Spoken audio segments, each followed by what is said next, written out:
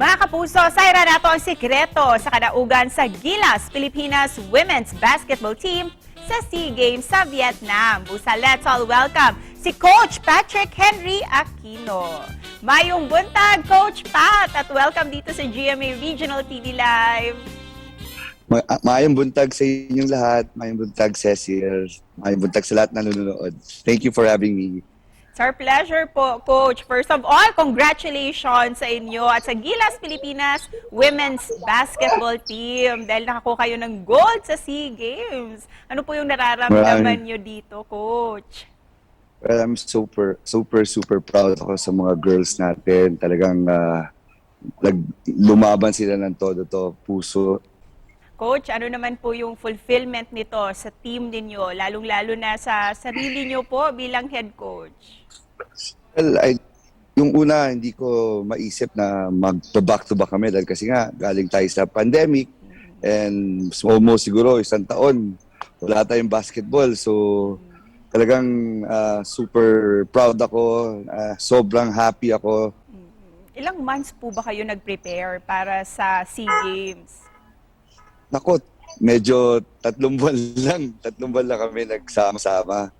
Tapos mayroon pa akong 3 mga Phil-American na mga estudyante na halos isang buwan lang nakasama namin. But, just happy na nagkaroon sila ng connection agad at saka nakapag-prepare talaga kami ng gusto. Dahil kasi parang semi-bubble kami sa Lila to the courtesy of Sir Vic de Guzman ng Summit Point. Golf and Country Club at saka Jet Hotel. So talagang natuwa ako na nagawa namin yon at nakapag-prepare talaga kami na mabuti going into the Southeast Asian Games. Wow, grabe yung teamwork. Kaya naman sir, ano po talaga yung winning formula sir para ma-achieve nyo talaga yung gusto nyong makuha na medalya? Siguro akin is I always make sure na we are together like family. Going into something as big as Southeast Asian Game. Kailangan buong-buo kami pagdating doon.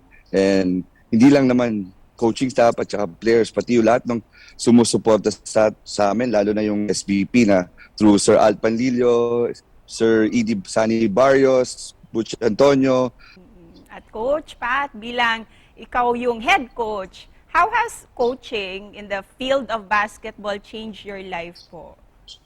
Sobrang laki kasi I started small, siguro nasa elementary pa lang or high school level ng boys, and then I worked myself into nag-coach din ako ng semi-professional basketball, and then I went to women's basketball. Talagang never thought na tuloy-tuloy itong women's basketball So natutuwa ako, very fulfilling yung nakikita mo yung mga tinuturo mong mga bata. And then nagiging successful kaya sobra akong attached to them talaga na nakikita silang nag-grow. Paano po yung pagkakaiba ng coaching between guys, men, at ngayon naman women sa basketball? May mga pros and cons ba?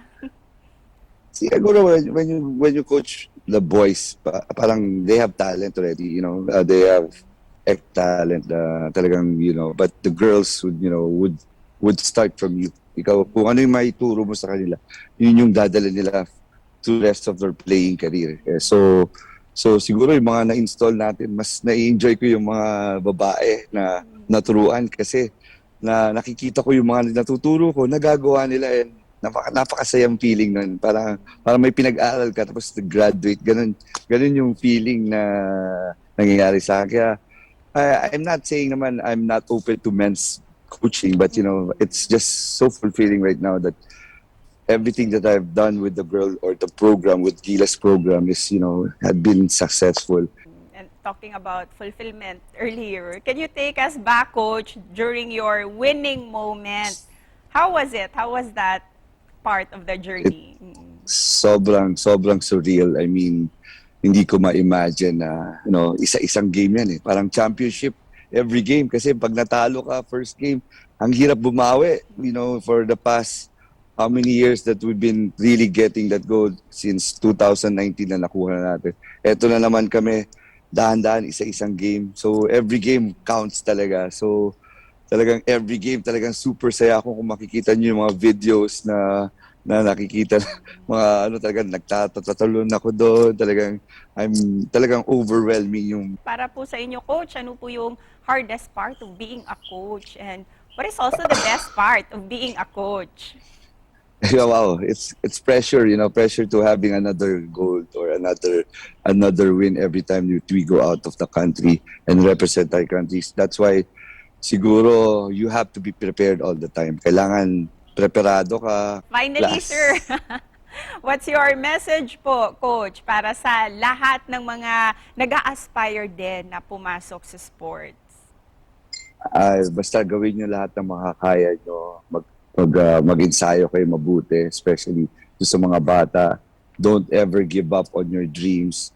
Try to compete every day. Every day nagko-compete kayo para lang maging makuha nyo yung mga goals nyo. And nagpapasalamat ulit ako sa mga lahat ng mga sumusuporta, especially sa mga young ballers natin na talagang tumitingala sa mga ates nila na maging successful. So talagang thank you sa lahat po ng mga sumusuporta sa Gilas Pilipinas Women's. Daghang salamat din sa iyo, Coach, at congratulations po once again sa buong team. Thank you and daghang salamat ulit sa lahat. Thank you so much.